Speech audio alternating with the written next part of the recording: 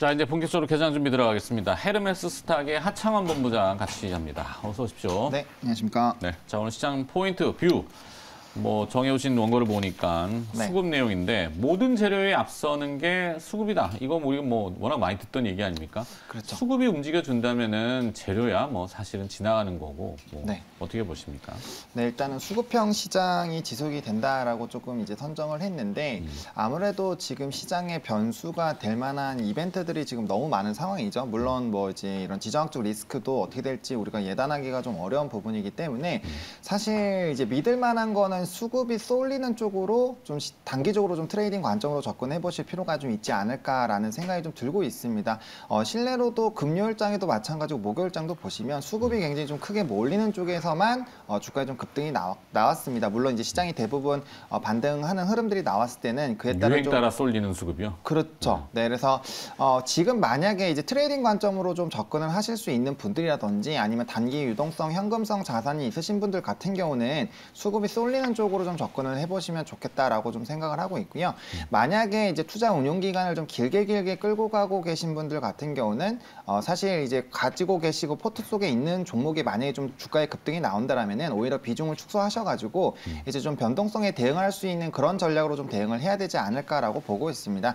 근데 최근 시장 같은 경우는 물론 이제 실적이라든지 이런 기대감이 굉장히 좀 강한 섹터 같은 경우는 그래도 견조한 상승 흐름들이 나타나고는 있지만 사실 이제 좀 이벤트들이 좀 부각이 덜 될 수밖에 없습니다. 왜냐하면 지정학적 리스크가 워낙 좀 크게 작용이 되고 있고 외국인의 자금 유출들이 좀 나타나고 있기 때문에 그런 부분들이 조금 부담이 될 수밖에 없다라고 좀 말씀을 드릴 수가 있고 그래서 만약에 지금 현금성으로 좀 자산적인 여유가 있으신 분들 같은 경우는 반도체라든지 철강, 그다음에 이제 금융주 같은 경우는 이제 한동안 계속적으로 산업에 대한 성장성이 기대가 되거나 오히려 실적적인 부분들이 좀 찍히고 있는 쪽에 대한 부분들 좀 관심을 가져보시면 좋을 것 같고요.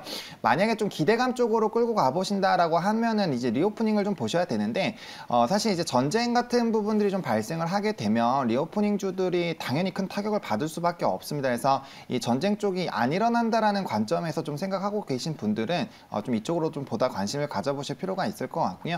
물론 우리나라가 아직까지는 거리두기가 이제 3주 동안 또 이제 약간 좀 풀리는 시간 제한 조금 풀리는 부분으로 좀 제한이 되고는 있지만 어쨌든 지금 그 해외에서는 이제 마스크도 벗고 이제 리오프닝 쪽으로 거의 이제 진출이 많이 되고 있고 사실 해외 증시에서는 이런 항공이라든지 여행이라든지 이런 리오프닝 관련된 종목군들이 굉장히 좀 많이 상승을 해주고 있습니다. 화장품도 마찬가지고 그래서 그런 쪽으로도 계속적으로 좀 관심을 가져보실 필요는 있겠다라고 보시면 좋을 것 같고요.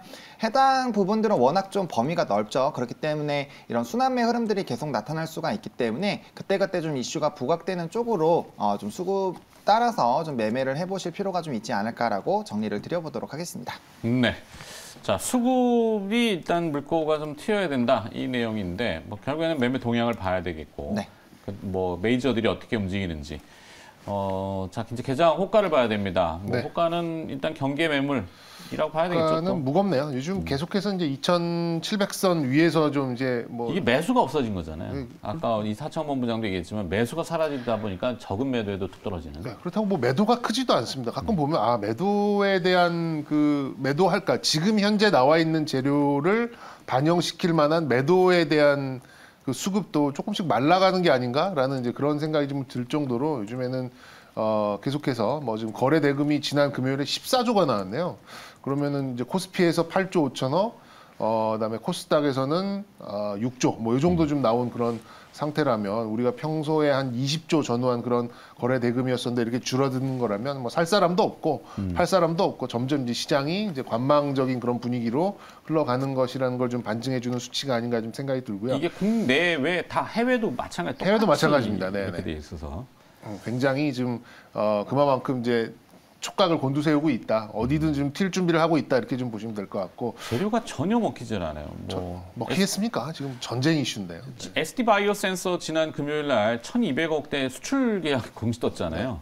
주가가 안 움직여요. 도대체 여기는 이익이 얼마나 지금 나오고 있는데도 주가가 안 움직이는 거 보면은 참 이 머리로는 잘 이해가 안 되는. 절대 그러면 안 되겠습니다. 또 다른 변이가 나오면 또 움직일 수는 있겠죠. 근데 마이크로소프트의 빌 게이츠 회장은 또 다른 팬데믹이 올 거다라고 얘기하잖아요. 그러니까 그럴 때 이제 대비를 좀 빨리빨리 해야 되는 기간 축소 얘기들을 강조하고 있고. 하여튼 지금 수급 동시효과 보면 접수되는 거 보면 좀 무겁습니다. 호가가 전반적으로는 짧다. 한 1%대의 하락, 뭐 지수도 1%대 하락이 예상되는 이제 그런 움직임이 좀 있어 보여요. 네, 코스닥은 좀 어떨까요? 네, 코스닥 같은 경우는 아무래도 이제 약간의 좀 전쟁 리스크 쪽으로 조금 이제 관심이 가고 있는 것 같습니다. 그래서 뭐 이제 한동안 좀 잘 말씀을 드렸던 이제 에너지 관련된 종목군들이 또 이제 강한 시세가 좀 분출될 걸로 예상이 되고 있는데 뭐 GSA 같은 경우는 15% 정도 좀 상승을 해줄 것으로 좀 예상이 되고 있고요. 뭐 그에 따라서 뭐 대성에너지나 뭐 중앙에너비스 이런 관련주들 좀 강한 모습 에너지? 보여주고, 네, 에너지 쪽 좀 강한 시세 계속. 왜냐하면 변동성이 좀 나타날 수가 있기 때문에 에너지와 방산. 네, 방산 이쪽이 조금 수급이 쏠리고 있는 것 같고요. 그리고 이제 저번 주부터 CBDC 관련된 쪽이 계속적으로 전자. 좀, 네, 네. 움직이고 있는데 그쪽도 지금 좀 강한 예상 호가가 좀 나타나고 있습니다. 네. 자, 개장이 또 다가왔습니다. 현실은 받아들여야 되니까 준비 들어가시죠.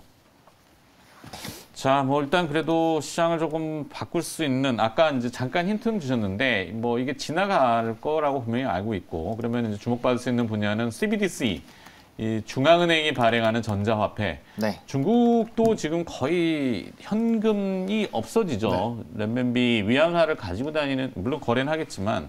자, 그 내용 관련돼서 기업을 또 찾으셨다고요? 네, 일단 K사인이라는 이제 종목인데요. K사인. 네, 일단 대표적으로 이제 CBDC와 좀 같이 이제 움직일 수 있는 종목 중에 하나입니다. 뭐 이제 디지털 전자 지갑을 가지고 있는 회사다라고 보시면 좋을 것 같고요. 아무래도 그래서 이제 특히나 이런 보안 쪽에 대한 수요가 또 4차 산업에 맞물려서 좀 좋아질 수가 있기 때문에 좀 중장기적으로도 지켜볼 수 있는 기업이겠다라고 보시면 좋을 것 같고 이번에 잠정 실적에 대한 공시도 나왔는데 뭐 매출액이라든지 영업이익 뭐 대거 좀 상승하는 움직임들이 나타났습니다. 그래서 실적적인 부분도 굉장히 좀 좋아지고 있는 상황에서 이제 구조적으로 이제 보안 쪽에 대한 수요가 늘어날 수 있는 뭐 이제 여러 가지 이벤트들이 뭐 NFT라든지 뭐 메타버스라든지 결국엔 이런 기술들도 보안이 계속적으로 좀 따라가 줘야 되겠죠. 그런 부분에서 이제 CBDC까지도 좀 기대가 되고 있다 보니까 뭐 이에 따른 좀 기대감들 뭐 지속적으로 좀 가져가 보실 수 있지 않을까라고 보고 있고요.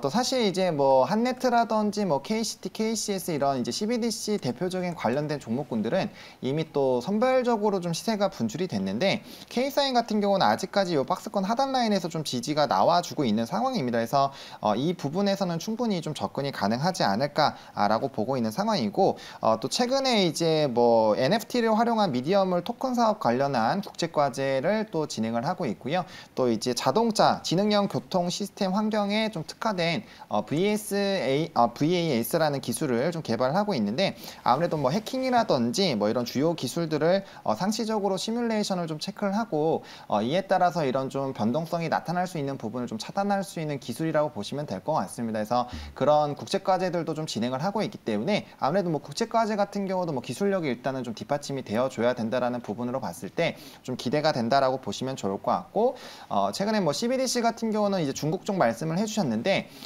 이제 전자지갑만 벌써 2억 6천만 개가 좀 됐고 이제 뭐 사용 장소도 지금 하단에 나오는 것처럼 굉장히 좀 많이 진행이 되고 있고 뭐 거래액 자체도 굉장히 좀 높습니다. 게다가 뭐 전 세계적으로 CBDC에 대한 이런 좀 기대감들이 좀 형성이 되어 있고 또 우리나라도 계속적으로 뭐 1단계 이후에 이제 2단계까지 6월까지 좀 진행을 하는 그런 이벤트들이 있다 보니까 지속적인 조금 이제 뉴스화가 나올 수가 있고 이에 따라서 좀 수급이 또 몰릴 수가 있기 때문에 관련된 부분에서 좀 말씀을 드려보도록 하겠습니다. 네.